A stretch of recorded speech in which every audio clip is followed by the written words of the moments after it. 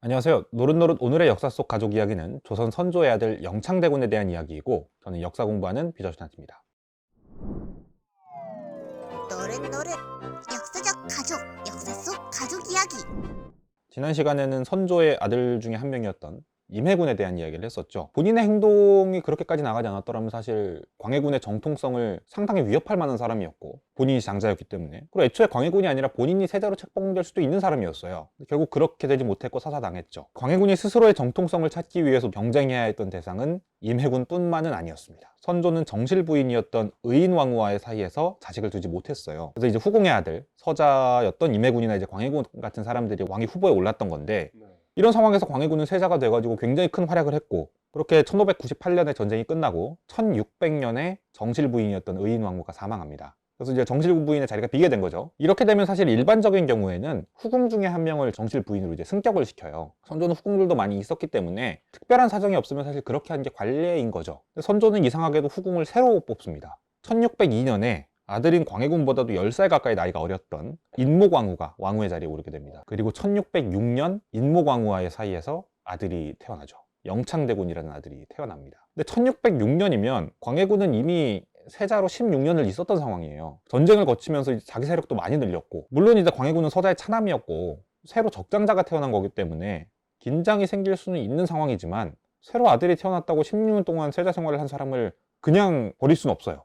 근데 이제 정세가 그렇지 않았던 거죠. 지난 시간에 얘기했던 것처럼 선조는 자기 아들들이 명백한 범죄 행위를 저지르는데도 사실 그걸 처벌을 못했어요. 선조가 광해군을 견제하기 위해서 일부러 임해군을 처벌하지 않은 거 아닌가. 사실 선조가 광해군에 대해서 일종의 견제를 시도한 건 인모광후를 들인 것부터 어느 정도 예견되어 있었다고 보는 경우도 있어요. 사실 전쟁 때 이미 선조에게 일부 세력들이 광해군에게 양위를 하라고 의견을 제시하기도 해요. 그리고 전쟁 중에도 또 전쟁 뒤에도 선조는 여러 차례 자기가 얘기를 해요. 광해군에게 양위를 하겠다고. 양위의 의사를 내비치는 대부분의 왕이 그렇듯이 이건 양위를 하겠다는 얘기가 아니죠. 양위를 하겠다고 하면 세자가 가지고 감사합니다 하고 받아올 수 있는 게 아니란 말이에요. 양위를 하겠다는 파동 자체가 세자나 그 주변 세력의 충성심을 시험하는 장처럼 되는 경향이 있어요. 거기다가 이 갈등에 당시 이제 붕당들 사이의 갈등 구조가 겹치면서 문제가 되죠. 특히 영의정이었던 유영경이 상당히 문제적인 인물이었습니다. 유영경은 아주 노골적으로 영창대군을 밀어줬고, 영의정이 이렇게 한쪽을 두둔하고 있었기 때문에 이제 상황의 긴장감이 더해지는 건 당연했죠. 사건의 결말 자체는 허무했습니다. 우리가 알다시피 광해군은 왕이 됐잖아요. 1608년에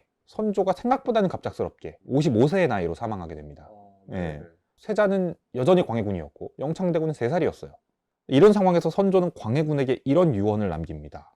너는 인효한 작품을 타고났기 때문에 신민들의 기대를 한 몸에 모으고 있다. 이것은 실로 국가의 경사이니 내가 무슨 걱정할 게 있겠는가. 본조를 섬김에 있어서는 정성을 다하여 주야로 게을리하지 말기를 바라며, 동기를 사랑함에 있을 때는 내가 살아있을 때처럼 하라. 동기라는 건 형제를 말하는 거예요. 형제를 사랑하기를 내가 살아있을 때처럼 하라. 이 이야기를 굳이 넣었다는 건 어딘가 걸리는 면이 있었기 때문이었겠죠. 그리고 선조는 이렇게 광해군에게 유언을 남겼을 뿐만 아니라 7명의 대신에게만 편지를 남겼어요. 수명의 장단은 운명에 정해져 있는 것이니 낮이 가면 밤이 오는 것처럼 감히 어길 수 없는 것이다. 성현들도 죽음을 면치 못했으니 다시 말할 게 뭐 있겠는가. 다만 대군이 어린데 미처 장성하는 것을 보지 못하게 된 것만이 걱정스럽다. 내가 불행한 일을 겪은 뒤에 사람들의 마음을 헤아리기 어려우니 만일 사악한 말들이 있다면 바라건대 공들께서 애호하고 지지해 주기를 원한다. 감히 이것을 부탁한다. 이렇게 편지를 남겼어요. 그러니까 내가 죽는 거에 아쉽지 않은데 영창대군이 걱정이다. 내가 죽은 뒤에 사람들의 마음이 어떻게 변할지 모르겠다. 라는 편지를 남긴 거예요. 맨 뒤에 문단이 핵심이겠죠. 다른 사람들에게 보이지 않고 딱 7사람한테만 남긴 거예요. 아까 이야기했던 것처럼 당시 영창대군의 나이는 겨우 3살이었습니다. 아무튼 영창대군의 나이는 3살이었기 때문에 별로 이렇게 위협이 될 만한 사람은 아니었던 거죠. 정말 진심으로 걱정을 한 거겠죠. 영창대군의 미래에 대해서. 광해군한테는 형제들을 나 살아있을 때처럼 대하라고 얘기를 하고, 다른 대신들한테도 영창대군을 부탁한다라고 유언을 남긴 거죠. 근데 이 유언은 당연히 광해군의 입장에서는 좋게 보기 어렵죠. 이게 자기한테 내린 유언에 그런 말이 있는 걸 이해하는데 대신들만 따로 불러가지고 신하들한테 그런 말을 남긴다. 상식적으로 생각하면 신하들한테 할 수 있는 조언은 세임금을 잘 보필하라는 게 다죠. 근데 세임금을 잘 보필하라는 얘기를 안 하고 대군을 잘 지켜달라고 유언을 남긴 거예요. 이건 이상하게 생각할 법한 일이죠. 결국 선조는 진심으로 걱정을 했을지 모르겠지만 선조가 부탁한 것과는 달리 광해군은 동기를 그렇게 사랑하지 못했습니다. 임해군의 경우에는 그 전에 여러 가지 악행이 알려져 있어서 진행이 빨랐지만 이제 서너 살이 된 영창대군은 그것보다는 더 시간이 걸렸죠. 1613년 이제 광해군 5년이 되었을 때 사건이 벌어집니다. 처음에 벌어진 사건은 강도 사건이었어요. 문경에서 은을 이제 훔치는 강도 사건을 벌였는데, 왜 강도를 벌였는가를 추궁하는 과정에서 갑자기 사건이 커집니다. 은을 이용해서 무신들한테 뇌물을 주고 무신들을 동원해서 역모를 일으켜서 영창대군을 왕으로 옹립한 뒤 인모광우에게 수렴청정을 맡기려고 했다라는 증언이 나온 거예요.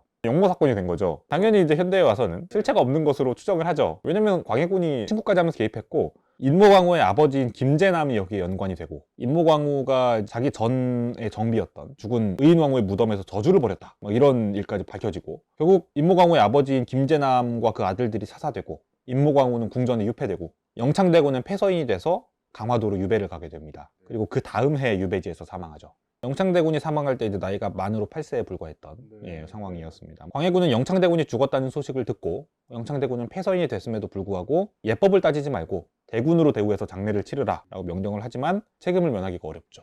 그래서 이게 바로 그 아버지의 정실 부인이었던 인모광우를 서궁에 유폐시키고 영창대군을 죽인 폐모살제라는 사건이 벌어지는 거죠. 그리고 모두들 아시다시피 1623년 즉위 15년 만에 인조반정이 벌어지면서 조카인 능양군에게 왕위를 빼앗기고, 역시나 본인도 강화도로 유배를 가게 됩니다. 이 인조반정의 원인이 되었던 여러 가지 사건이 있었지만 사실 이 폐모살제라는 사건이 가장 중요한 역할을 했죠. 인조, 능양군은 말했던 것처럼 광해군의 조카였습니다. 광해군의 동생인 정원군의 아들이었어요. 정원군은 지난 시간에 이야기를 했던 것처럼 천함의 과거시험 부정합격이나 납치폭행이나 뇌물이나 여러 가지 사건들을 일으켰던 사람이었어요. 특히 광해군의 생모하고 정원군의 생모하고 이미 죽었지만 둘이 사이가 별로 좋지 않았어서 임해군이 광해군 죽기 초에 죽잖아요. 광해군 시절에는 굉장히 몸을 조심하면서 삽니다. 아들인 능창군, 인조의 형이에요. 형인 능창군이 1615년에 역모 사건에 휘말려서 유배를 갔다가 자살로 생을 끝맺는 이런 사건까지 벌어지면서, 아, 이대로 가다가는 나도 죽겠구나라는 생각이 드셔서 행동을 극도로 조심하죠. 정원군 본인도 1619년 광해군 11년에 사망하는데,